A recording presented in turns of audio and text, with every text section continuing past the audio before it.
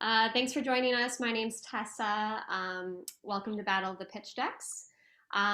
Thanks for taking time out of your day. We're about to hear from exciting startups out of Whitehorse. And before I continue, I'd like to acknowledge that Whitehorse is on the traditional territory of the Quanlan Dune First Nation and the Teon Quechin Council.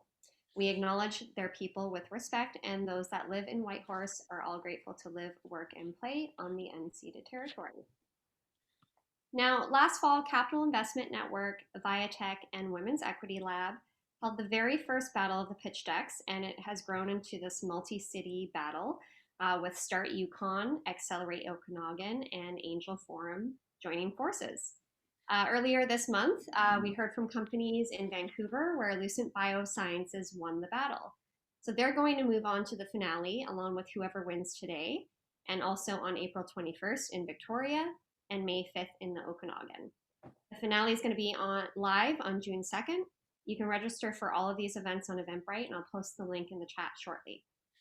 Now, I'd like to hand you over to Irene Dorsman from the Angel Forum to go over a few details. Over to you, Irene.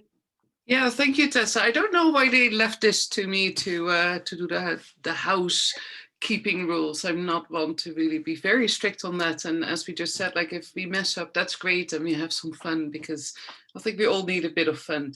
As you probably have noticed, this is sort of the webinar setting. So the audience is muted, but that doesn't mean that we don't want to hear from you. But please do write out your questions in the Q&A and use the chat box. And you can really use that chat box because that's how we meet other people as well.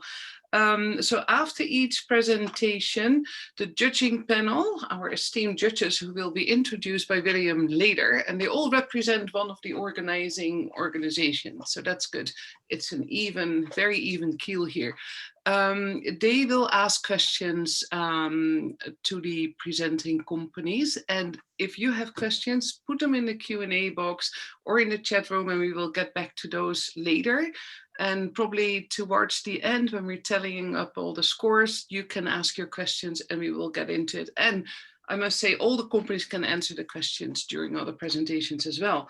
So keep those coming. I'm going to hand you over to my friend William from Whitehorse, who's was very happy, and we were very happy to have him here as well. And he arranged these wonderful companies from Whitehorse. William, are you ready? I'm always ready. Thank you. Thank you, Irene.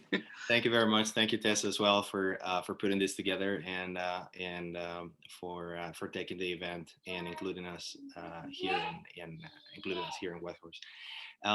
Star Yukon is happy to be a part of this today. I'd like to thank our sponsor, Onfield Consulting. They have pitched in about $100 card to a local bookstore, and Star Yukon as well is donating $50 towards a local coffee shop to the winner. I'd also like to thank today's judges, our very own Steve Kinoshita, Robert Bennett, Stephanie Andrew, Peter Dorsman, Caroline Sheffer, and Erin Alexander. Today's startups battling it out are Neighborly North, Disco Velo, and Proskida. So without further ado, Neighborly North, take it away, Ben.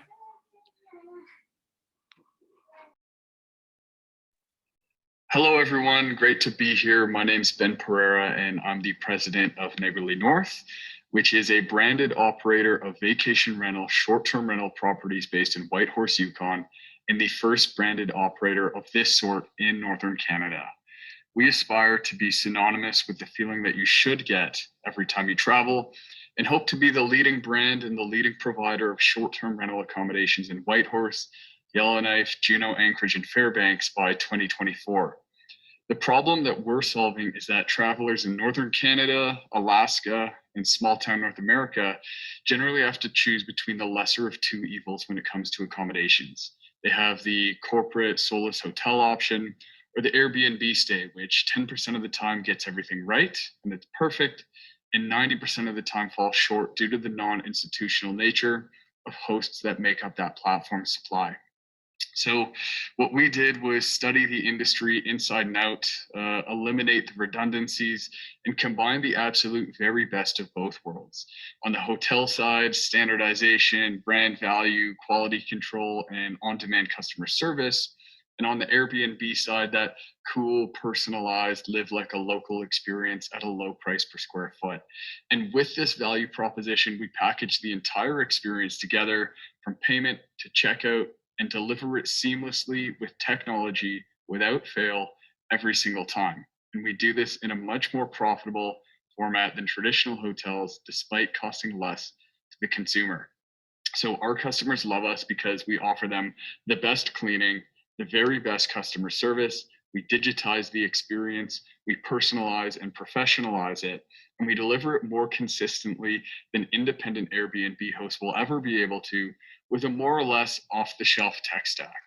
So our company was started right before the pandemic, and in encountering this Black Swan event, we embraced it, got to work, and created one of the fastest growing Yukon companies out of it. Since 2008, when brought short-term rentals mainstream, consumer preferences have shifted. And it's my view that in North America, over the last year or so, we've advanced another 10 years up that curve due to the mass adoption of digital first expectations and the boom in remote employment, work from anywhere popularity.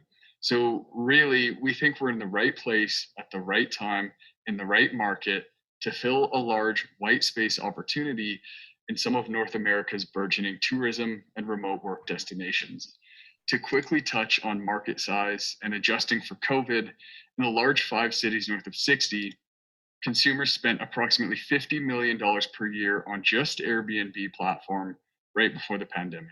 This metric has been growing very quickly. We're talking double-digit growth annually. And in the context of the overall accommodations market north of 60, it's still a drop in the bucket, as our addressable market, including hotels and motels and all of the traditional accommodations options, totals approximately $1 billion in annual expenditures. Just in these 5 northern cities, with almost entirely dated, poor quality, and expensive traditional accommodations options that are not incredibly competitive. So globally, this exact same trend is playing out, but with a heck of a lot more attention in the top 50 global tourism destinations and downtown urban markets with populations north of 1 million, which makes sense because these industry leaders were created in big cities to serve big cities and maximize shareholder value by obtaining market leadership in the biggest markets around the world. Sonder, for example, which started in a McGill dorm room, raised a $170 million Series E at a $1.3 billion valuation in June. The business of most of these players, however, depends on signing master leases of 50 plus unit multifamily towers at a time in order to grow. So it's our view that aside from intentionally avoiding small town North America, the vast majority of these operators are confined to larger markets. And we're a northern company first, focusing our efforts on serving these northern markets to the fullest extent today, but expect that in the long run, there very well may be an opportunity to serve small town North America. So to talk about our trailing 12-month performance, we started operating our first property May 1st, 2020, with very minimal revenues. Today we're at 17 and expect to double again by the end of the year. As we get close to the 20 unit threshold, we're forecast to generate approximately $100,000 in monthly guest book revenues, of which we take a considerable cut, 18 to 28%, the remainder going to the owners of each of these properties. Also very exciting, Neighborly North has been selected to operate a 21 unit apartment style boutique hotel complex in downtown Whitehorse beginning in 2022. Neighborly North's model allows for our developers to achieve rents of $100 per square foot compared to the next best alternative being commercial office gross leases of maybe $40 per square foot. The difference is dramatic in terms of their cash on cash returns after our fees and our commissions, with their IRRs modeled north of 25%. Neighborly North will be replicating this model and this specific deal into additional multifamily structures across Whitehorse and into additional markets. In each market that we grow into, We expect that medium scale multifamily hotel license infrastructure will make up approximately 75% of our inventory at scale. So if we can succeed in reaching scale and obtaining market leadership in just these 5 cities north of 60, you can see that the financial upside is strong. And the scale that we've illustrated here by 2024 represents less than 5% of the entire accommodations market today. Of course, we're big believers in the potential of the North, both as a travel destination and as a territory of increasing geopolitical importance. So we're very bullish on these markets continuing to grow over the next few decades as both leading destinations for tourism and remote work, in addition to business and government travel. There it is. That's your 7-minute introduction to Neighborly North. Thank you very much, everybody, and take care. Well, thank you. Thank you very much, Neighborly North. Now I'd like to introduce Jordan Shelley of the Capital Investment Network to lead the judge Q&A. Yeah, thank you, William. Yeah, great presentation. Thank you so much. One question that came off the top of my head was that trust factor where kind of Airbnb was below the threshold. What's the difference between what you offer for like trust from the client side, or is it more from the booking site of the trust? Right. Well, I think one of the big problems that our brand solves is that when people are shopping on Airbnb, there's a lot of unknowns. They just don't know what they're going to get specifically. So I think what Neighborly North represents to a lot of people is what Best Western represents to people shopping for hotel, or Hilton might represent. They can have confidence that in Neighborly North, they can trust that they will get, to a certain extent, standardized cleaning and sanitization, customer service, and all of the other things that they may be looking for in their short-term rental. Okay, thank you. And my second question was just the fees, the 15 to 28%. Do you have a lot of paying 28%, or is that just kind of like the highest customer that you've had, and it kind of floats down to the 15% of your revenue, like of the commission part payout to you? Right. Yeah. So we take 18 to 28%.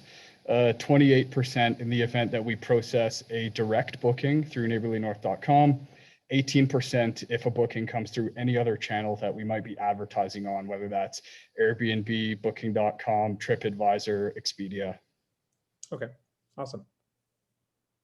Are there questions from the judging panel? I have a question. Oh, sorry.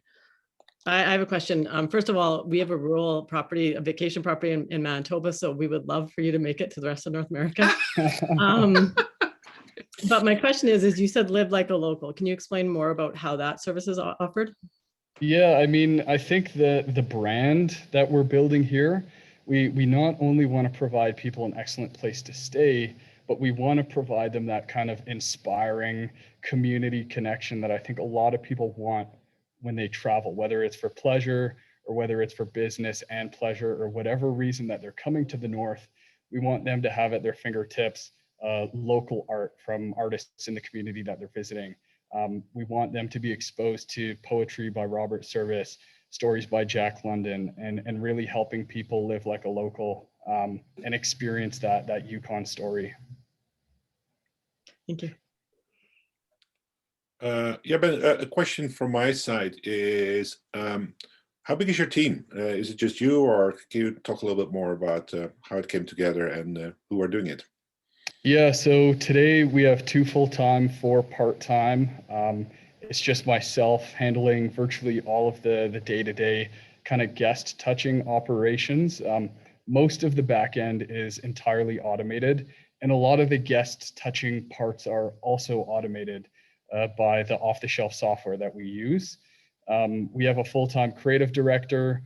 We've got like part-time cleaning staff, and we're looking at adding a full-time position just for customer service. Thank you.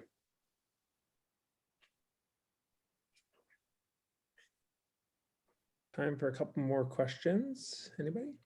Yeah, I just had a quick one. Aaron here. I like the fact that you include like culture and the stories and the artwork. So I'm just curious, how do you get the properties that you list and to keep that kind of guest experience? Because that seems to be something that differentiates you from Airbnb. Yeah. So how basically do you pick what properties you're going to have on Neighborly North? Yeah, so today, like at 17 properties, it's pretty manageable to just take it on a case-by-case basis. Does this property meet our quality standards? Generally, too, I don't think people reach out to us very much. And I'll note that on our growth side, consolidating property, we haven't spent a penny advertising that. It's been entirely word of mouth. I don't think people reach out if they understand that they wouldn't meet our quality standards, but going forward, I think we're going to have a lot more growth in sort of like newer build downtown condominiums and providing increased guidance on how we want these properties to be furnished. Today, we supply all of our property partners with the exact same set of linens and towels and small sort of like furnishings that are not exorbitantly expensive, like couches, etc., to make sure that they are kind of conforming to our current brand standards. Perfect. That's great. Thank you. One more question. And at the same time, do you mind putting your email in the chat just in case anyone outside wants to email you direct, just to keep conversation going if there's any other questions that come from? Yeah, certainly. I can ask a question. You talked about the digitization experience as one of the key aspects of your business. Could you speak a bit more to that, what that means? Yeah, so it covers like a couple of things that we do. So I would say on the guest communication side, 70-80% of our outbound communication is automated using custom fields. So when people check into a property, they're about to check out, it's time for them to take out garbage to the curb, or any variety of sort of recurrent communications that are required. Our software allows us to create a customized personal message that they think came from me, but it's actually coming from a computer. So on the digital side, that helps keep our labor costs low. As well, in each of the properties, we provide QR codes, which bring guests to a customized video on YouTube of me telling them, okay, this is what we want you to do in this part of the property or that part of the property, and this is how you maintain the property to the standards that we ask. And is that AI powered aspect to the business digital piece, is that more scalable than just regional? Because the Airbnb problem is it's everywhere. Like we've all experienced poor Wi-Fi at Airbnbs. Yeah, I would say I know the industry leaders in our space generally assign one customer service rep for every 50 doors that they operate. So I would say that, yeah, at scale will require a small team to be doing customer service for thousands of people a month. But of course, way less than a traditional hotel might. I really want to go and visit, so I will stay at one of these places. Yeah, I'll go with you, Steph. Okay, let's do Yeah, it. absolutely. Yeah. Sounds good. Yeah, awesome. Well, thanks so much, Ben. Really appreciate your time. William? Thank you, everybody. Thank you. Well, thanks, Ben, with Neighbor North. And if you have time, visit their website. They have a pretty cool promo video that is most amusing and sort of explains the value proposition. Yes. So moving on, Disco Velo, Scott Kesey, over to you. Hello, everyone. I'm Scott Kesey, and thanks for the opportunity to introduce you to our company, Disco Velo. We're an impact business, and our founding team is united by a passion for improving physical and mental health.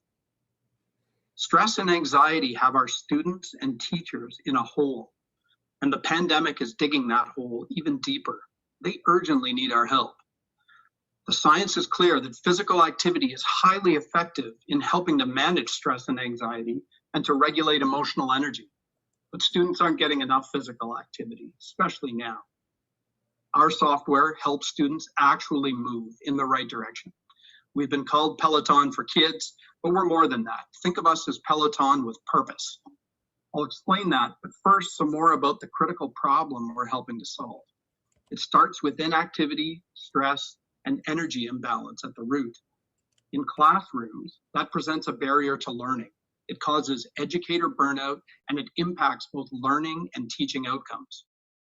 Students grow up to be employees, And in workplaces, that stress causes anxiety, which reduces productivity to the tune of $1 trillion globally every year. So here's our solution. We've developed software that works on any stationary bike. It may surprise you to know that there are around 10,000 stationary bikes in Canadian classrooms. Our software will provide a fun, engaging incentive for those bikes to be used by more students, while providing a data-driven classroom management tool for stressed out teachers, improving outcomes for all. We can also help increase productivity with expansion into corporate wellness initiatives, where a recent study showed a real substantial return on investment in those programs. But let's stay focused on our friends in need in the classroom for now. Here's a quick view of our product, starting with what engages the students. This is an app with a simple wireless sensor connection. This is a gamified environment that helps users raise awareness of their emotions and their heart rate. And it's that biofeedback that actually drives the activity. But behind the scenes, there's important information being collected. And that information is available to the teacher, because knowledge is power. This student session data, coupled with other observations, has immense potential to help teachers and educators make data-driven decisions towards classroom outcomes, such as reporting for individual education plans or pursuing timely additional mental health supports. As an early stage pre-revenue company, we know the importance of our team to potential investors. Our current core team brings most of the key experience needed for our daily operations, and our stable of amazing global mentors supplements our core team with experience across business, mental health, and data and brain science, just to name a few. There's power in our partnerships as well. They've been really key to our early development, and we have academic partners in product development, discipline experts in data privacy and brain science, and innovation and channel partners supporting our business launch and growth. So why us and why now? First, to the problem. Challenges with mental health will define our time beyond the pandemic, with one study reporting 70% of students experiencing increased mental health challenges. And beyond the classroom, the effects of anxiety and depression have a staggering cost in the economy, and that's surely only increasing. Technology is an increasingly part of education settings. It's almost a $50 billion industry right now, and it's growing. And over to us, we have a head start in this education market. Our exclusive partnership with Run for Life gets us in the door and gives us immediate access to over 1,000 validated customers who want and need more than just the bikes. So what's our plan? Our initial market and customer validation has been really encouraging, and our product's ready for entry into our beachhead market through our strategic channel partner. Growth for us will target the US education market, where we already have some really encouraging leads. And when we're established in education, we'll expand product development for other horizontal markets. So the global education markets, as well as home use and workplaces, combine for some massive opportunities to really scale our impact. How massive? Well, our immediately obtainable markets based on the 10,000 bikes currently in Canadian classrooms and our access to those 1,000 customers for a 1.6 million annual revenue. The available market with a US expansion just in education is 10 times that. And our TAM is based on a couple things. There's 5.5 million classrooms in North America and the EU, but it also brings in the growing global bike sales beyond the classroom, where we see the trend towards smart or connected bikes really strong through companies like Peloton and Swift. Speaking of them, what sets us apart from the competitors?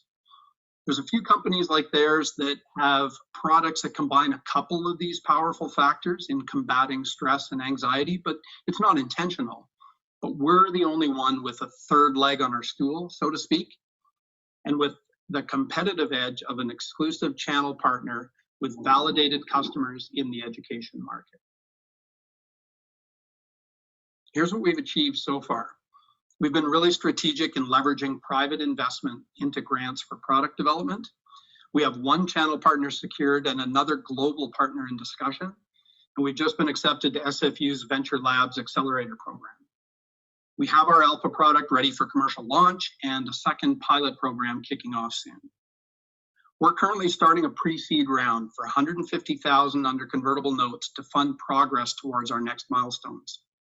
This strategic lift will help us continue to leverage grant money for some product refinements, but most importantly, to finalize validation of our sales and pricing strategies as we prepare for a seed round later this year.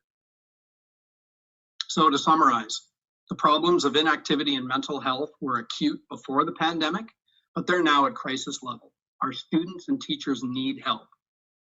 We have a powerful software tool driven by movement and backed by brain science, and we have the upper hand in this market. So we're looking for values-aligned investors to help us achieve our next important milestones. Thanks very much. I'm here with my partner, John Carson, to answer any questions you might have.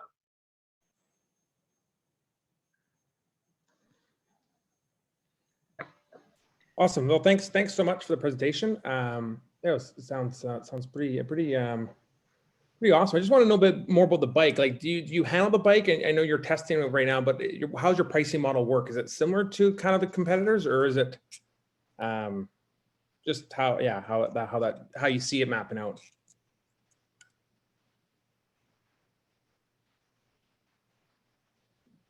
Can't hear you.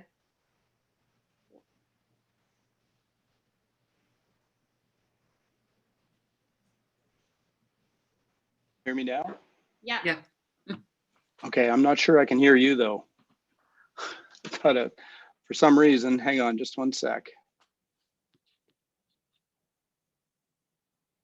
Can maybe the judges, can you put your channel of your question in the chat so we can read your questions out, and then Scott doesn't need to hear you, but we can hear him when he answers. That works. Yeah, that's better.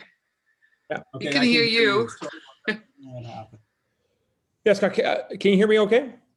Yep, all good. Yeah, I was just asking if you could talk a bit about the bike and the pricing model and how it works as like a subscription side of things. I might have missed it, but it was just more of like, because you're just testing it right now, and I just didn't know how you see that roll out and with your pilot customers that you're gonna work with. Yeah, for sure. So just to make the distinction clear, we're a software company. Discovello is creating companion software. So we do not do bike sales, but my partner John Carson is here, and he can talk about bike sales because his nonprofit is our strategic partner, and they sell bikes to classrooms. So we're jumping in on 6,000 bikes that they have already sold to Canadian classrooms, and there's a few other organizations doing that as well. So we're effectively smartening those bikes up to start, but we're working on a channel partnership with another supplier of junior sized bikes for classrooms. And there's a lot of synergy. I think the software can help sell bikes, the bikes can help sell software. But the software itself is, it's a SaaS product subscription. And we have a couple of different pricing models that we're toying with right now. And part of the goal this summer is later this year and in the fall is going to be to test a few of those and see what the stickiest ones are. Okay, so you guys would provide the tablet itself, or does they provide the tablet and then it just fits on the bike somehow, or because I know tablets are ubiquitous in classrooms. They're all there, so they just download an app. We have a couple of small off-the-shelf sensors that get shipped to them, and they're away. Okay, sweet, thank you. Judges, do you have any questions? I love Peloton, and I just wonder why not target all the Peloton bikes with this. I know my kid, not like the little kids obviously don't fit the bike, but my 9-year-old fits the bike and has her own shoes, and it's a pretty big market, I would think. I may be wrong. Absolutely, and that's certainly one of our, if not our end game, one of our horizontal markets. We're starting with the education market because of our competitive advantage. So, you know, this product is actually the customer's idea. So John had students, teachers coming to him saying, you know, these bikes are great for a couple of kids who kind of get it. But, you know, they could be so much more powerful if there were something accompanying them that provided a specific activity with a start and a finish. And we thought, well, you know, we can do that, and we can make it even better. We can incorporate aspects of gamification, the data play for teachers, and I think the Peloton, Zwift, there's all sorts of home use that we're certainly going to be exploring soon. So that's part of the plan as we grow for sure, Stephanie. Okay, let me jump in with a question, Scott. We've seen a lot of educational tech startups, and I myself have been on the board of the West Vancouver school system here. And so I commend you on the solution or the problem that you're solving, because it's a real problem and it was identified big time in our district at the time. But when I talk about edtech companies going after their market, going to Canada first seems to me like a tricky strategy because of tight budgets in the Canadian educational system. And most edtech startups that we've seen that have been very successful have gone straight to the United States first. So can you comment on that? Yeah, again, I guess I would come back to, and thanks, that's a really good insight. I would come back to the head start, I think, that we have with those customers that John has a warm relationship with already. So as a validation strategy, I think that's kind of what we see in Canada. And we've got a few great connections. We made a great connection in Boise last year. And Boise, Idaho, I think is probably our launch point into the United States.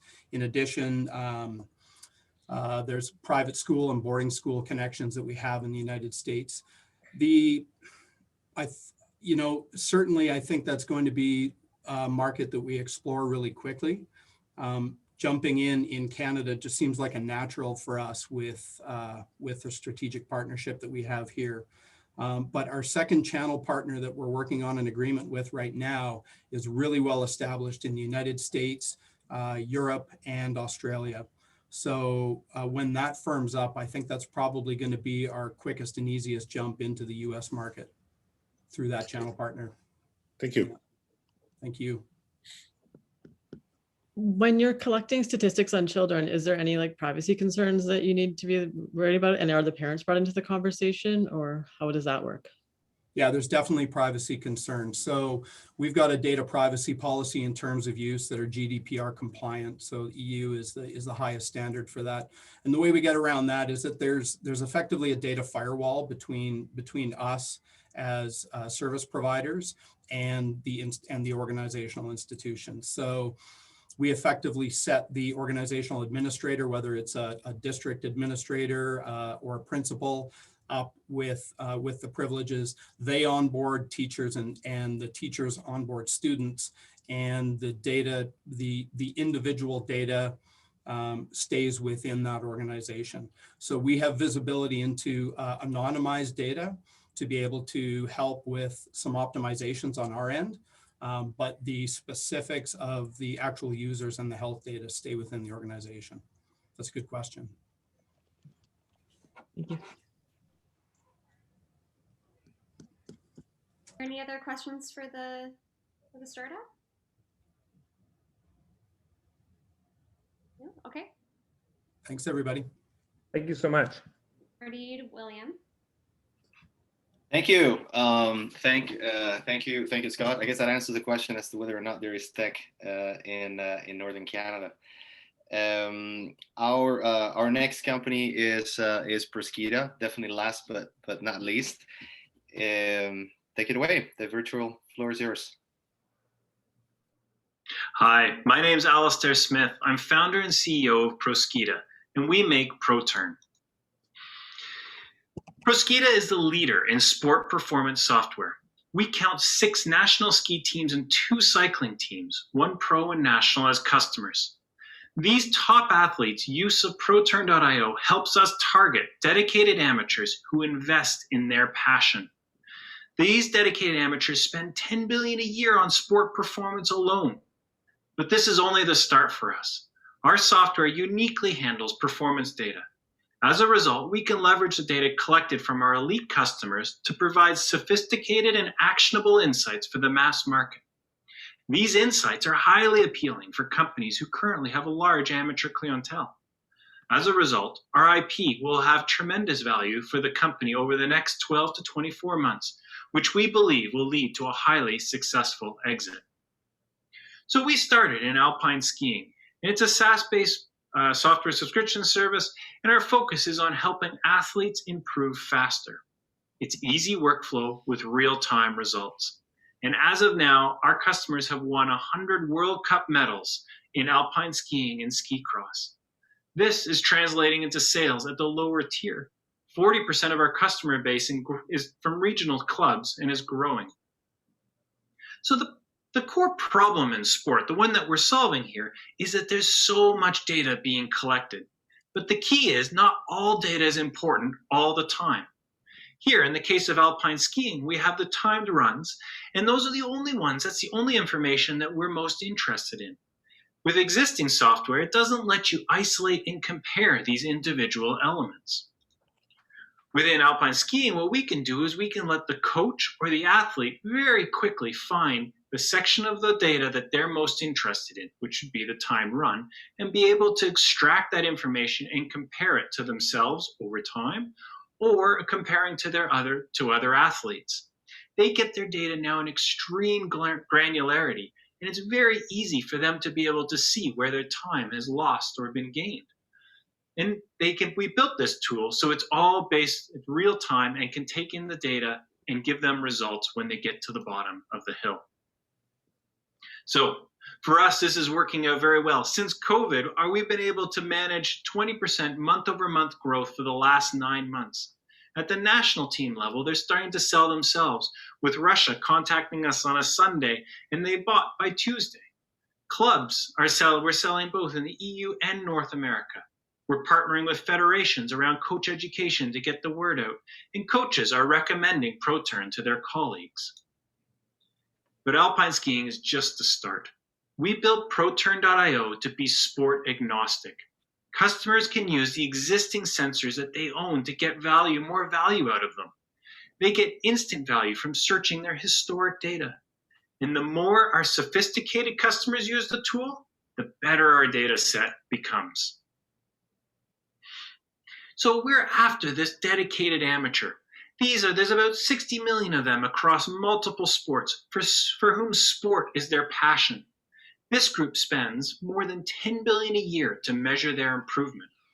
And right now, the way we're getting to them is through our elite athletes. And it's not so much purely because they're brand boosters, but because they prove to our target market that this tool works. So now what we're doing is we expand into cycling, and we're following the exact same playbook we did for alpine skiing. We partner with a top-level team, learn from them, and use their credibility to expand in the sport. So we partnered with Israel Startup Nation, who has on their team Chris Froome, who won the Tour de France for the last 4 times, or not the last 4, for 4 times. He's won it 4 times. Within the market itself, and the reason why Israel Startup Nation is interested in our tool is because we can provide actionable and simple results. Currently, right now in sport, you often will either get the very complex tool that gives actionable results, or extremely simple, but then doesn't give you anything to be able to work on.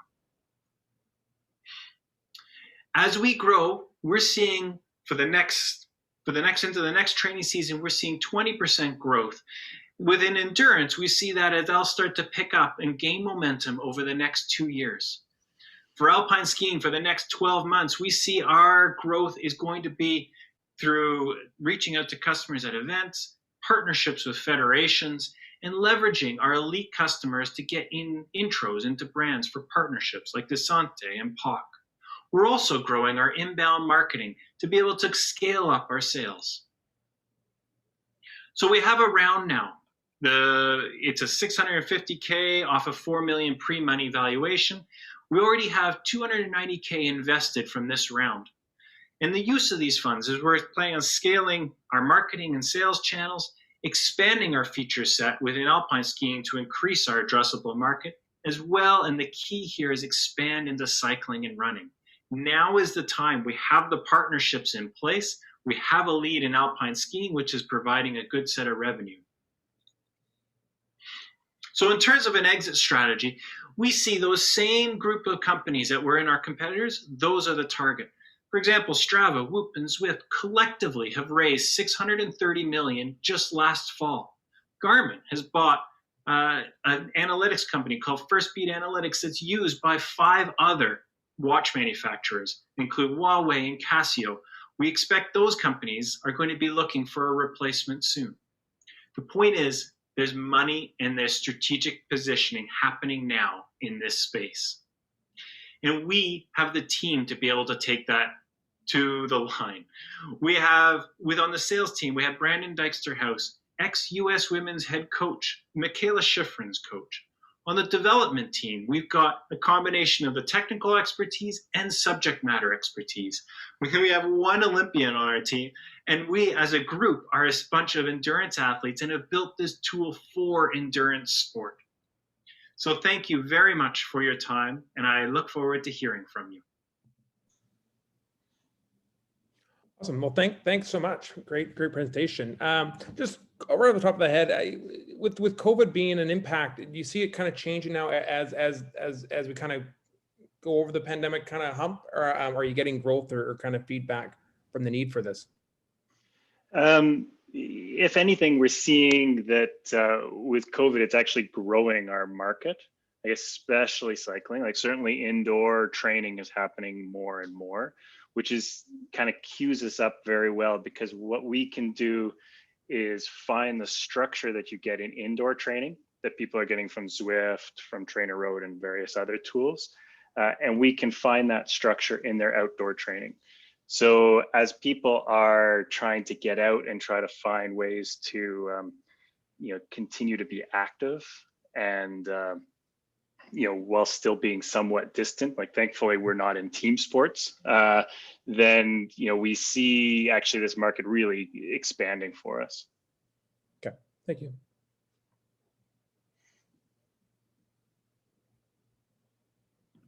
Any questions from the judges?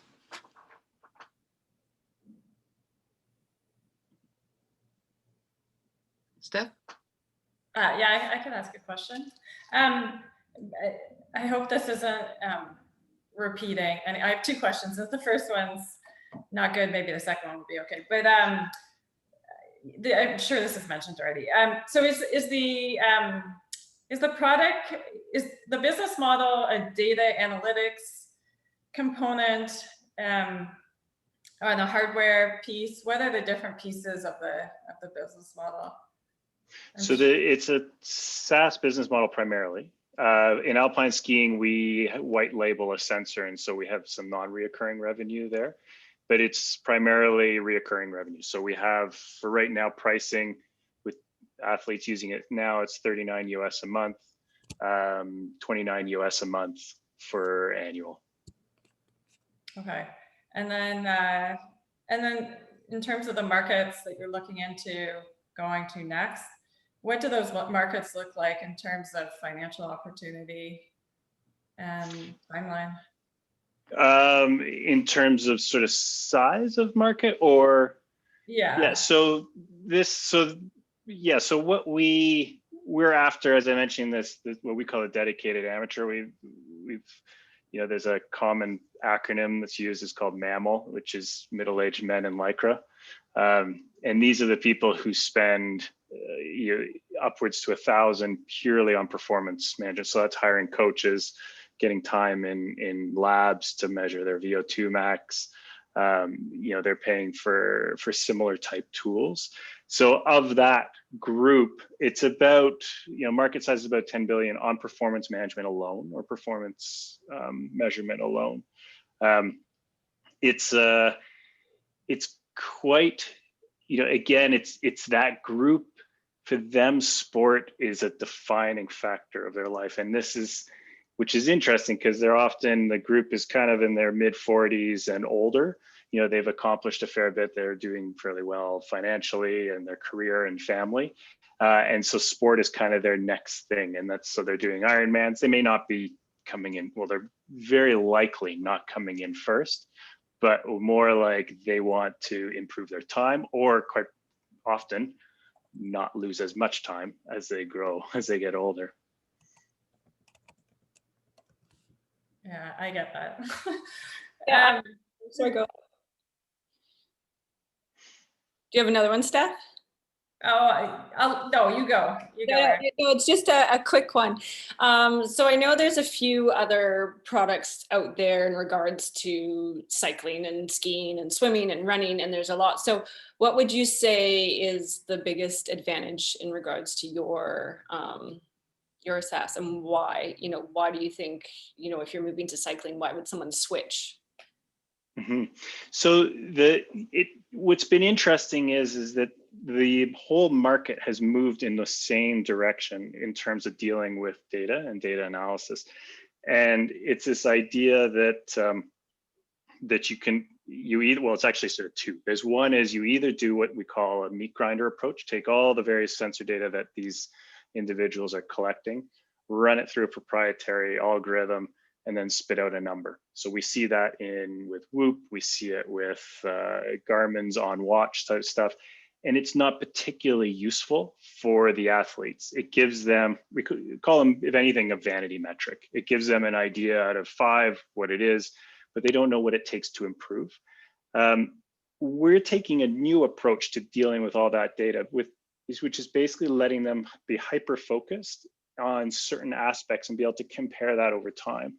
So that, the idea is not new. It came from, we were working with the Norwegian Olympic Federation. That's basically what they were saying, is that they've been doing this all along, but they're using tools like R or MATLAB to be able to parse their data and present it. I had a call with the Swedish national ski team, cross-country ski team yesterday morning, and same thing for them. It's the simplicity, the ease of use. So for those individual athletes, the same thing. They can then quickly find out, okay, how am I doing on intensity sets? What's my recovery like? They can really drill down, and they can ignore the other information that isn't of relevance to them at the moment. Oh, that's good. Interesting. Yeah, we all have our Fitbits now, so this is like the next curious athlete. Hey, Alistair, it's good to see you again. You've been making some good progress. I'm curious, sort of this round, where most of the funds are going to be spent. Are you going to be beefing up your biz dev team or marketing, or just sort of, can you give sort of a brief idea of where the money is going this time? Yeah, so it's primarily, it's kind of split between marketing and development. So as we expand to cycling, there's some modifications on the platform that we need to make, but then the big part is on sales and marketing. In alpine skiing, while it's a smaller market, we have the lead in it, and it can provide us a pretty good solid bit of money coming in. So it's, for us, it's key to be able to act and build on that lead. And so that is really largely about the sales and marketing. So that's primarily where that chunk of money, that investment round is going. And would you be recruiting people in Europe, given sort of where all the activity is taking place? Yeah, we'll probably be doing, we'll look for Europe and probably someone to also supplement North America as well. We're looking at different models in terms of, we've tried out some different models kind of through this season. But definitely, we have worked with European reps in the past, and we've got some pretty good connections in market in our various, sort of, the various countries that we're in right now. Okay. Thank you. Well, thanks so much. Over to you, William.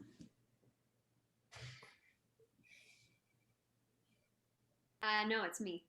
Yeah. Wait a minute. Oh, sorry, Tess. So the judges are now going to put in their final notes in the judging rate spreadsheet that they all have access to. They've been making notes through there and scoring all of the startups. So while they do that, we're going to ask some audience questions. So now is your time to shoot over some questions. I know one just came in. Let's see. This one was for Proskida. You already kind of answered it. How does this compare or contrast with Whoop? Same idea, but different sports. You did have it. I have another one here for Neighborly North that came in very early in the hour.